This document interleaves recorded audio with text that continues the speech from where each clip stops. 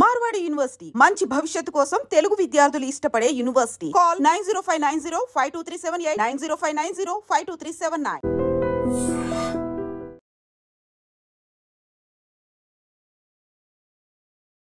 ఇప్పుడు అసలు హాస్పిటల్స్ అంటేనే నమ్మకం లేని పరిస్థితి, అట్లాగే భయపడిపోయే పరిస్థితి వచ్చింది అనుకోవచ్చు. ఎందుకంటే ఇప్పుడు నేను చెప్పే సంఘటన కూడా అట్లాంటిదే. పాపం వీళ్ళకి ఒక 7 ఏళ్ల తర్వాత పిల్లలు కలగబోతున్నారు అని ఆ శుభవార్త తెలిసిన తర్వాత చాలా అంటే చాలా జాగ్రత్తగా ఇప్పుడు ఆ డెలివరీ కాబోయే ఎవరైతే అమ్మాయి ఉందో ఆమెను చాలా అంటే చాలా జాగ్రత్తగా అపురూపంగా చూసుకున్నారు. ఎందుకంటే 7 ఏళ్ల తర్వాత గర్భం దాల్చింది. ఆ తర్వాత 5వ నెల పడ్డ తర్వాత 2 అంటే కవల పిల్లలు మీకు జన్మించబోతున్నారు. ఇంకా ఇంకా జాగ్రత్తగా ఉండాలి. ఎందుకంటే 7 ఏళ్ల తర్వాత పిల్లలు పుట్టబోతున్నారు కాబట్టి పూర్తిగా బెడ్ రెస్ట్ తీసుకోండి అన్నటువంటి మాట చెప్పడమే కాకుండా ఈ హాస్పిటల్ వాళ్ళు అంటే గర్భసంచి కిందగా ఒక 3-4 కుట్లు కూడా వేసినట్టుగా కూడా ఇప్పుడు ఈ అమ్మాయికి సంబంధించిన కుటుంబ సభ్యులైతే చెప్తున్నారు. ఇది ఎక్కడ జరిగిందంటే రంగారెడ్డి జిల్లా ఇబ్రహీంపట్నంలో ఉన్నటువంటి ఒక ప్రైవేట్ హాస్పిటల్ విజయలక్ష్మి హాస్పిటల్లో ఈ ఇన్సిడెంట్ అయితే జరిగింది. ఈమె పేరు వచ్చేసి అంటే ఇప్పుడు డెలివరీ కోసం అంటే ఉన్న అమ్మాయి పేరు వచ్చేసి బట్టి కీర్తి. సో పెళ్ళైన 7 ఏళ్ల తర్వాత వాళ్ళకు పిల్లలు కలగబోతున్నారు కాబట్టి డాక్టర్ దగ్గరికి వెళ్ళి ఎవ్రీ మంత్ చెకప్ చేయించుకొని టెస్టులు చేయించుకున్నప్పుడు ఇప్పుడు ఇక్కడ ఈ విజయలక్ష్మి ఆసుపత్రిలో ట్రీట్మెంట్ ఇస్తున్నటువంటి డాక్టర్ ఎవరంటే డాక్టర్ అనుషారెడ్డి. సో ఆమె పర్యవేక్షణలోనే ఈ అమ్మాయికి సంబంధించి ట్రీట్మెంట్ అయితే జరుగుతోంది.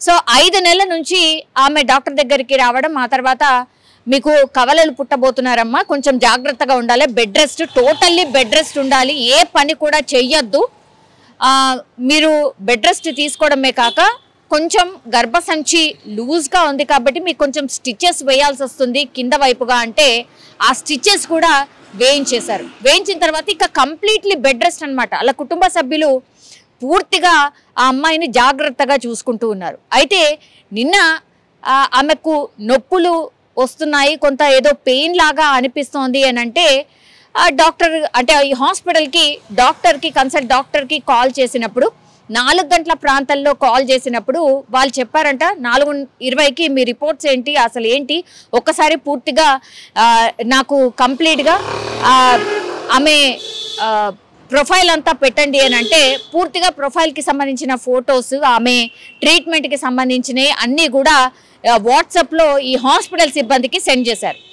అప్పుడు వాళ్ళు సజెస్ట్ చేసింది ఏంటట అంటే దగ్గరలో ఉన్నటువంటి ఆర్ఎంపీ హాస్పిటల్ దగ్గరికి తీసుకెళ్ళి ఒక ఇంజెక్షన్ ఏదైనా ఇప్పించండి అని అంటే ఆ ఇంజెక్షన్ ఇప్పించినప్పటికీ కూడా ఆమెకు ఎట్లాంటి కంఫర్ట్ లేకపోగా ఆమెకు మళ్ళీ నొప్పిలాగానే ఫీలింగ్ ఉంది, నాకు నొప్పులు వస్తున్నాయి అన్న ఫీలింగ్తోనే ఉంది అన్న మాట చెప్పడంతో ఇంకా హాస్పిటల్కి తీసుకొచ్చారు. అంటే విజయలక్ష్మి ఈ ప్రైవేట్ హాస్పిటల్కి తీసుకురావడం జరిగింది. అయితే డాక్టర్ అనుషారెడ్డి అందుబాటులో లేదు అని చెప్పడంతో పూర్తిగా ఏం చేశారు అని కుటుంబ సభ్యులు ఆరోపిస్తున్నారు. అంటే ఆమె ఈ అనుషారెడ్డి ఈమెకు ట్రీట్మెంట్ చేస్తున్నటువంటి డాక్టర్ పూర్తిగా సిస్టర్స్ ఎవరైతే హాస్పిటల్లో ఉంటారో వాళ్ళకి సెల్ ఫోన్ ద్వారా వాట్సాప్ ద్వారా ఇన్ఫర్మేషన్ ఇవ్వడం, అలాగే ఈ నర్సులు ఎవరైతే ఉన్నారో వాళ్ళు ట్రీట్మెంట్ చేశారు. దీంతో ఆ కుట్లు అంటే మొన్న ఒక 20-25 రోజుల క్రితమే అంటే దగ్గర జస్ట్ ఒక 6 months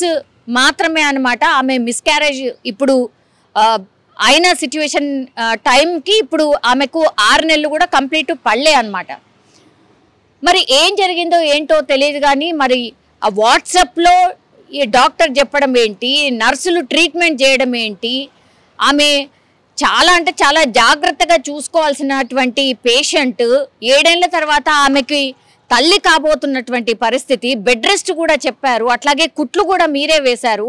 అట్లాంటి పరిస్థితుల్లో డాక్టర్ మరి ఆమె పర్సనల్ పని మీద ఎటన్నా బయట ఉందో ఏముందో తెలియదు కానీ లాస్ట్కి వస్తే ఆ సిస్టర్స్కి ఏం చేయాలి ఏంది అని ట్రీట్మెంట్ చెప్పడం, ఆ తర్వాత ఆ కుట్లు అన్నీ ఊడిపోయి పూర్తిగా ఈ కవల పిల్లలు బయటకైతే రావడం జరిగింది. అండ్ దట్టు బ్లీడింగ్ భయంకరంగా జరిగింది కాబట్టి కవల పిల్లలు చనిపోయారు అని ఈ సిస్టర్స్ చెప్పినట్టుగా చెప్తున్నారు.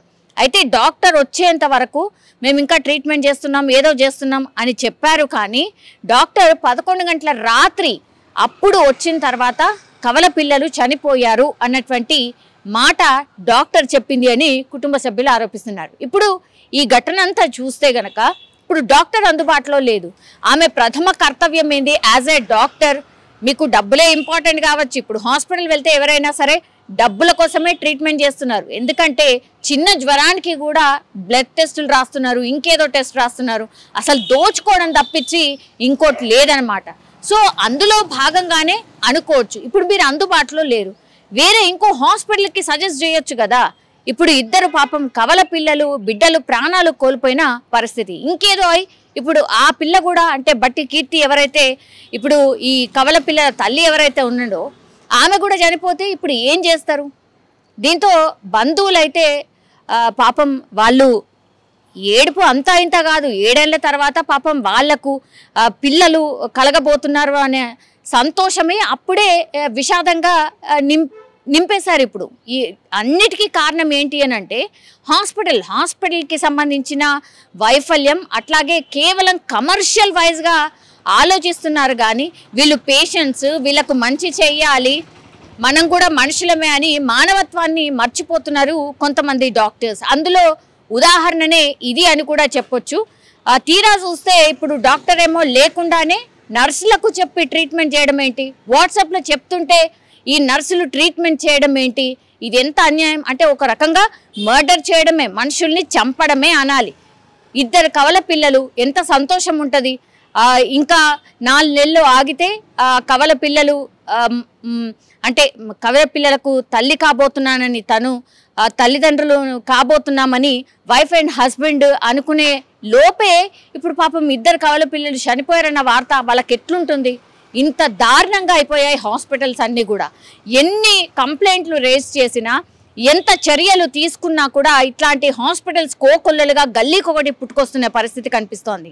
ఇప్పుడు వాళ్ళు ఒకటే డిమాండ్ చేస్తున్నారు, మాలాగా ఇంకొకరికి కావద్దు కాబట్టి ఈ హాస్పిటల్స్ మీద చర్య తీసుకోవాల్సిందే. ఇట్లాంటి హాస్పిటల్స్ చాలా ఉన్నాయి, వీటన్నిటి మీద చర్యలు తీసుకోవాల్సిందే అని కుటుంబ సభ్యులు పాపం కన్నీరు మున్నీరుగా విలపిస్తూ చెప్పినటువంటి పరిస్థితి.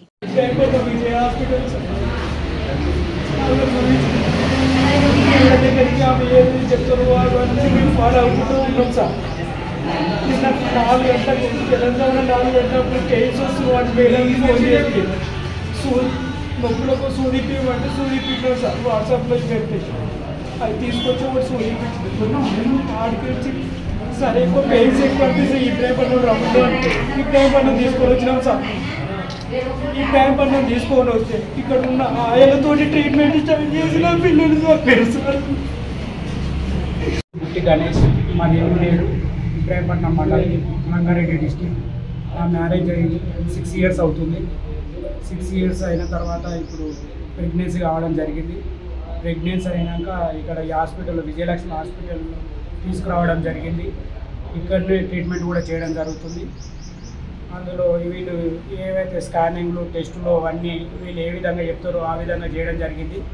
ట్విన్స్ కాబట్టి కొంచెం జాగ్రత్త ఉండాలని చెప్తే మేము కూడా మంచం దిగొద్దు అంటే మంచం దిగకుండానే అన్ని చిన్నపిల్లలు చూసినట్టు చూడడం జరిగింది. ఎందుకంటే చాలా రోజుల తర్వాత కావడం జరిగిందని చెప్పేసి తిండి, బాత్రూమ్, స్నానం అన్నీ స్నానములు చెప్పి కూడా ఇబ్బంది కాకూడదు నిలబెట్టాలని చెప్పేసి బువ్వెన కూడా పెట్టకుండా చూసుకోవడం జరిగింది.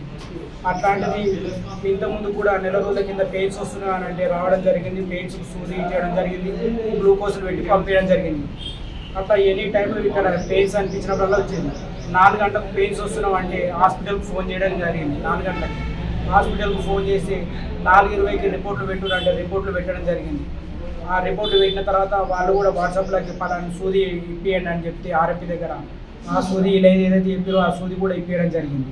తర్వాత అట్నే పెయిన్స్ అలాగే కొనసాగుతున్నాయంటే హాస్పిటల్ తీసుకురామనంటే అలాగే హాస్పిటల్ కూడా మేము ఏ ఇబ్బంది కావద్దని చెప్పేసి కార్లో మంచిగా తీసుకురావడం జరిగింది. హాస్పిటల్కి వచ్చినప్పటి నుంచి డాక్టర్ 4 గంటల నుంచి ఫోన్ చేస్తే నా పిల్లల మొత్తం చనిపోయేదాకా ఈ హాస్పిటల్ డాక్టర్ గారు రావట్లేదు. ఈ నర్సులతోటే ఆమె వాట్సాప్లో ఆమె ఎప్పుడు ఈమె ట్రీట్మెంట్ చేస్తుంది.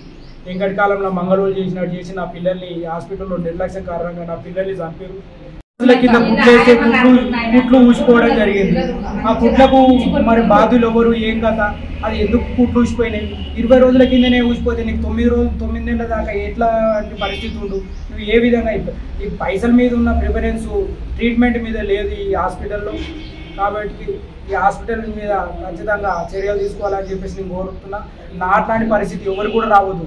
నైట్ కూడా ఒకరు ప్రెగ్నెన్సీ తోటి ఉంటే వాళ్ళకు కూడా ఇలాగే జరిగితే వాళ్ళకి చెప్పడం జరిగింది, నా పిల్లలు చనిపోయినట్టే నీ పిల్లలు కూడా అలాగే చేయగల అని చెప్తే అప్పుడు ఈ హాస్పిటల్ వాళ్ళు స్పందించి వేరే డాక్టర్ని పంపించడం జరిగింది. నాకు కూడా అట్నే పంపించుకుంటే నా పిల్లలు కూడా అలాగే ఉండు. ఇక ఈ రుణంలో ఎంతసేపు ఉన్న నర్సులతోటే అది కాలక్షేపం చేసుకుంటా పైసల మీదనే ఉంది. కానీ మేముండి తిట్టడం వల్ల వాళ్ళు ఉండి వేరే డాక్టర్ మాట్లాడితే 2 గంటలకు వేరే డాక్టర్ గారు వచ్చి ట్రీట్మెంట్ స్టార్ట్ చేసి ఆపరేషన్ చేసి వాళ్ళని ఇలా పిల్ల పాపలను క్షేమంగా ఉంచారు. నాకు కూడా అట్లా నీకు వచ్చేటట్టు లేవాలంటే నువ్వు వేరే హాస్పిటల్లో చూస్తానంటే నేను ఇక్కడ 4 గంటలకు వెయిట్ చేసిన. అదే 4 గంటల వరకు నీకు ఫోన్ చేసిన నువ్వు సిటీ రా బాబా అంటే నేను అదే హాస్పిటల్కు నువ్వు ఏడా చూస్తున్నావు. నీకు హాస్పిటల్లో ఆడొక హాస్పిటల్ ఈడొక హాస్పిటల్ అని చెప్పేసి సంపాదన మీద ఉంది కానీ రోగుల మీద ఇంత శ్రద్ధ లేకుండా అయిపోయింది. నిజంగా ప్రస్తుతం ఉన్నటువంటి సమాజం దేనికి ప్రయారిటీ ఇస్తుంది? ఆర్థిక సంబంధాల చుట్టూ మాత్రమే తిరుగుతుంది. మళ్ళీ ఎన్నికలంగానే చాలా విరక్తి కలుగుతాం. మంచి అనిపిస్తుంది కదా, లేడీస్ కూడా ఛాలెంజింగ్ జాబ్స్ చేసినప్పుడు చాలా బాగుంటది. ట్రాఫిక్ అసిస్టెంట్స్ గా నియమించిన ట్రాన్స్జెండర్స్ అందరితో సాల్యూట్ చేయించుకుంటున్నారు. ఫుడ్ డెలివరీ ఇవ్వటానికి వెళ్ళినటువంటి డెలివరీ బాయ్ అనిల్ పై కళ్ళ ముందు